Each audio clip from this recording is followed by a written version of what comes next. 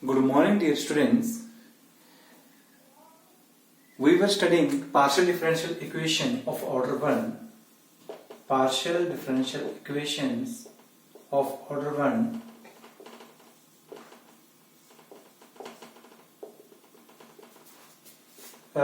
Semester 2nd, Unit 4th.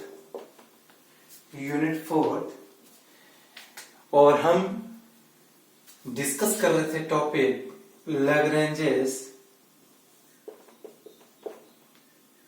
Partial differential equations. Lagrange's partial differential equation, any partial differential equation of order 1 of the form PP plus QQ is equal to R, where P, Q and R are functions of x, y and z, and small p is equal to del z upon del x, small q is equal to del z upon del y.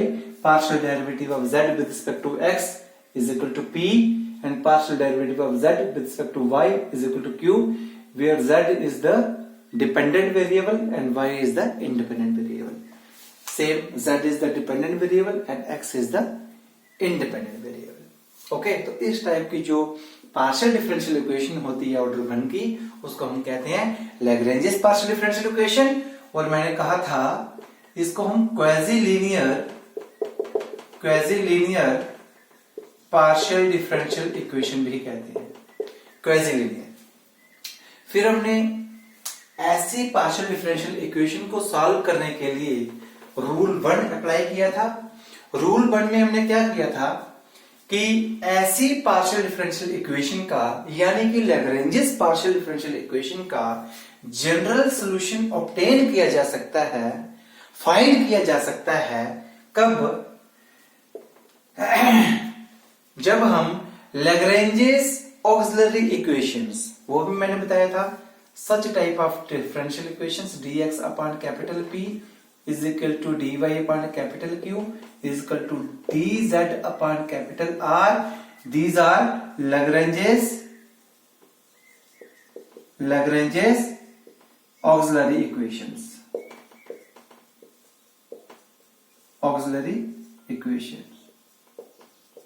तो Lagrange's auxiliary equations में से कोई भी दो members हम लेकर चलेंगे।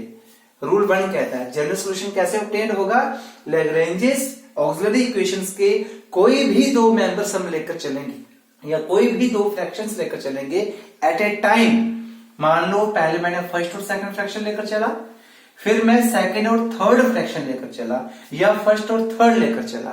Okay, जब मैं दो फ्रैक्शंस लेकर चलूंगा एट ए टाइम, फिर बाद में वो वाले लेकर चलूंगा, दो फ्रैक्शंस जब मैं एट टाइम लेकर चलूंगा, फिर मैं उनको इंटीग्रेट करूंगा।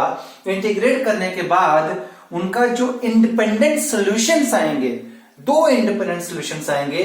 पहले आप ये वाले लेकर चलोगे, फिर आप ये वाले लेकर चलोगे, दो इंडिपेंडेंट सॉल्यूशंस आएंगे। और जो दो इंडिपेंडेंट सॉल्यूशंस आएंगे वो उन वेरिएबल्स में आएंगे जिनके डेरिवेटिव्स इन्वॉल्व हुए थे। मान के चलो कि मैंने पहले दो फ्रैक्शंस लेकर चला, उसमें डेरिवेटिव इन्वॉल्व हो रहा है एक्स और वाई का, तो जो आपका इंडिपेंडेंट सॉल्यूशन आएगा वो एक्स और वाई में आएगा। जब मैं ये वाली फ्रैक्शंस लेकर चलूंगा, जो इंडिपेंडेंट सॉल्यूशंस आएंगे उसमें वो वाले वेरिएबल्स इन्वॉल्व होंगे जिनके डिफरेंशियल्स आपने लेकर चले थे। तो dy equal to dz, this means y और z में आपका इंडिपेंडेंट सॉल्यूशंस आएगा। देन u हम पहले इंडिपेंडेंट सॉल्यूशंस को मान के चलते हैं और v हम दूसरे को मान के चलते हैं। फिर phi of u v equal to 0 जो होता है, phi is the arbitrary function of u and v, that will be the general solution of the whole partial differential equation, that is Lagrange's partial differential equation. So today we will do this problem. We will find the general solution of such problem, such partial differential equation by using type second. तो type second क्या कहती है? Type second क्या कहती है कि ये जो हमारे पास Lagrange's partial differential equation है, PP plus QQ equal to R, where P, Q and R are functions of X, Y and Z. इसका जो जनरल सॉल्यूशन है, it's general solution can be obtain किया जा सकता है, फाइंड किया जा सकता है बाय टेकिंग टू फ्रैक्शंस। हम फ्रैक्शंस को मेंबर्स भी बोलते हैं, ऑफ Lagrange's auxiliary equations।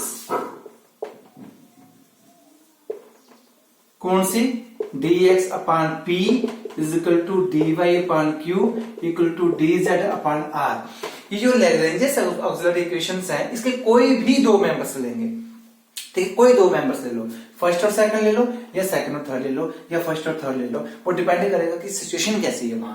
कोई दो मेंबर्स लेंगे एंड देन इंटीग्रेट इट, फिर हम उनको इंटीग्रेट करेंगे to get first independent solution. Integrate करने के बाद हमें पहला इंडिपेंडेंट सॉल्यूशन मिल जाएगा, जिसको हम U कहते हैं, लेट करते हैं U से। First independent solution in the variables, उन वेरिएबल्स में मिलेगा हुज डिफरेंशियल्स आर इन्वॉल्व, जिनके डिफरेंशियल्स आपने इन्वॉल्व किए थे। अगर आपने ये वाला लिया हुआ है, dx dy इन्वॉल्व हो रहा है, तो x और y में आपका इंडिपेंडेंट सॉल्यूशन आएगा पहला। अगर dy और dz को इन्वॉल्व किया तो y और z में आपका सॉल्यूशन आएगा पहला। ठीक है, पहला सॉल्यूशन तो निकल गया, लेकिन सॉल्यूशन निकलेंगे आपके दो। दूसरा सॉल्यूशन कैसे निकलेगा? And second independent solution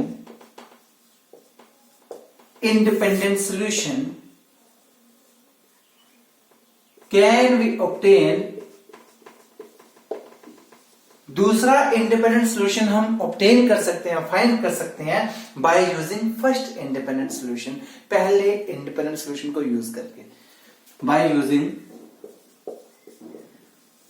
first independent solution.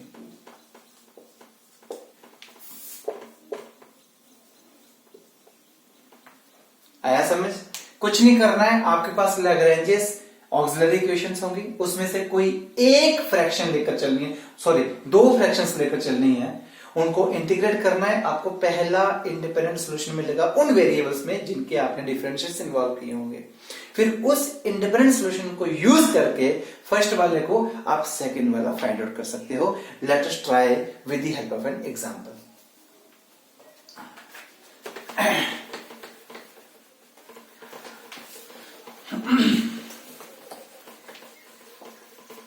So example क्या है?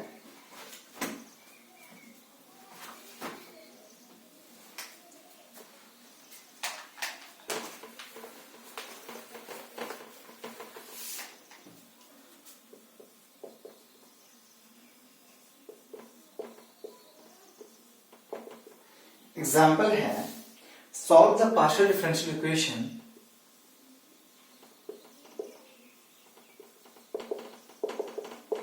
क्या है?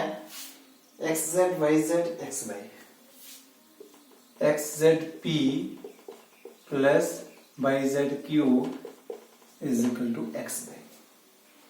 ओके, तो देखा जाए p का जो कोफिशिएंट है वो फंक्शन ऑफ xyz, q का जो कोफिशिएंट है वो फंक्शन ऑफ xyz, और यहां भी फंक्शन ऑफ xyz, तो ये होगी लैग्रेंजेस पार्शियल डिफरेंशियल इक्वेशन। मैंने आपको कहा था यहां अगर आपको y नहीं दिख रहा तो y की पावर 0 आप लगा सकते हो, यहां अगर आपको x नहीं दिख रहा x की पावर 0 आप लगा सकते हो, या अगर आपको z नहीं दिख रहा z की पावर 0 से काम चला सकते हो, तो ये फंक्शन ऑफ xyz बन जाएगा कैपिटल P कैपिटल Q और R। तो इसको जब मैं सॉल्यूशन फाइंड करूंगा by using type second, given Lagrange's partial differential equation is, वो क्या है, वो है xzp plus yzq is equal to xy। इसको मैं मानूंगा फर्स्ट। तो फिर मैं क्या करता था, comparing first with general pp plus qq equal to r we get. हम इसको general quasi linear partial differential equation से या लैग्रेंजेस पार्शियल डिफरेंशियल इक्वेशन से कंपेयर करेंगे तो मुझे क्या मिलेगा, कैपिटल P मिल जाएगा xz, कैपिटल Q मुझे मिल जाएगा yz और कैपिटल R मुझे मिल जाएगा xy। तो इनकी हेल्प से अब लैग्रेंजेस ऑक्सिलरी इक्वेशंस फाइंड करनी है। तो therefore Lagrange's auxiliary equations are, तो वो क्या रहेगी, dx upon capital P is equal to dy upon capital Q equal to dz upon capital R। तो which implies that dx upon capital P क्या है आपके पास, xz is equal to dy upon capital Q क्या है, yz is equal to dz upon capital R क्या है, xy। तो ये आ गया आपके सेकंड लैग्रेंजेस ऑक्सिलरी इक्वेशंस। अब इसमें से रूल सेकंड क्या कहता है कि कोई भी दो फ्रैक्शंस लेकर चलो, taking first and second fractions of second we get, क्या मिलेगा, dx upon xz is equal to dy upon yz। z और z कैंसिल हो जाएगा,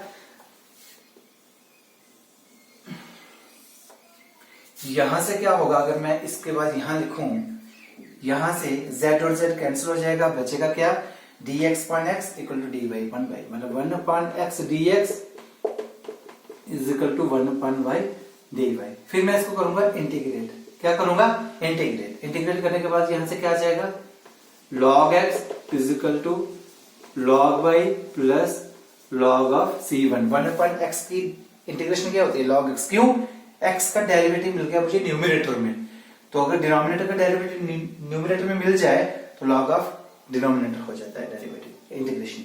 तो यहां से क्या हो जाएगा, अगर मैंने log में हमारा सोल्यूशन आ रहा है, दिस मींस जो मैं कांस्टेंट ऑफ इंटीग्रेशन लेना है वो भी उसी शेप में लेना है, ठीक है। तो यहां से हो जाएगा log x minus log y is equal to log c1।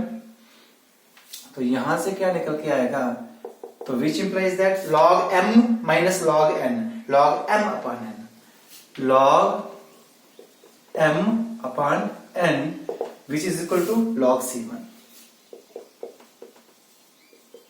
तो यहां से क्या निकल के आएगा, एंटी लॉग बोथ साइड लूंगा, वो लॉग और एंटी लॉग कैंसिल हो जाएंगे, e अगर एंटी लॉग ले लूं बोथ साइड तो यहां से आ जाएगा x upon y is equal to c1। तो ये आ गया आपका थर्ड। तो ये आपका फर्स्ट इंडिपेंडेंट सोल्यूशन निकल गया इस तरीके से। अब second independent solution type second के कैसे निकालना है, by using first independent solution the second one. Now taking, चलो सेकंड और थर्ड फ्रैक्शन लेते हैं। Second and third fractions of second की सेकंड और थर्ड फ्रैक्शंस लेते हैं, वी गेट, तो क्या है वो, dy अपॉन yz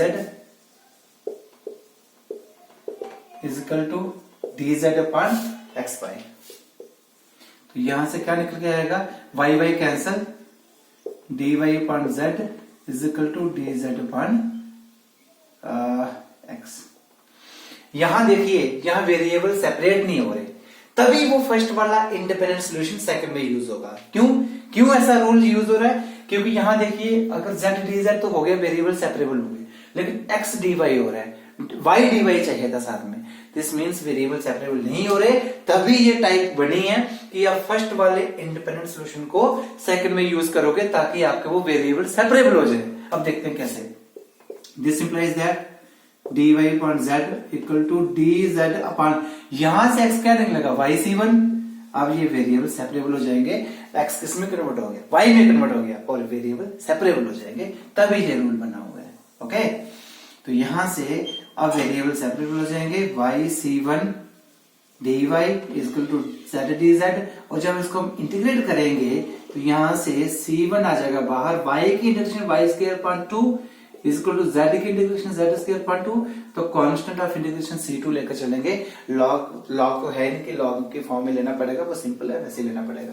तो यहां से अगर मैं इसको सॉल्व करूं, अब मैं क्या करता हूं, इंटीग्रेशन तो मैंने कर दी, इंटीग्रेशन करके अब दोबारा मैं C1 को यहां से री सब्स्टिट्यूट कर सकता हूं, वो आ जाएगा x upon y into y square upon 2 is equal to z square upon 2 equal plus C2। मेरा मेन मोटिव क्या था, फर्स्ट इंडिपेंडेंट सॉल्यूशन को सेकंड में यूज करना, वेरिएबल्स को सेपरेट करवाना, क्योंकि ये x में था इसलिए इसको कन्वर्ट कर दिया y में उसकी हेल्प से, तो तभी मेरा सोल्यूशन निकल गया।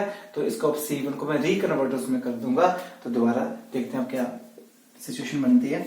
यहां से एक बाई कैंसिल हो जाएगा, बचेगा क्या, x y upon 2 which is equal to z square upon 2 plus C2।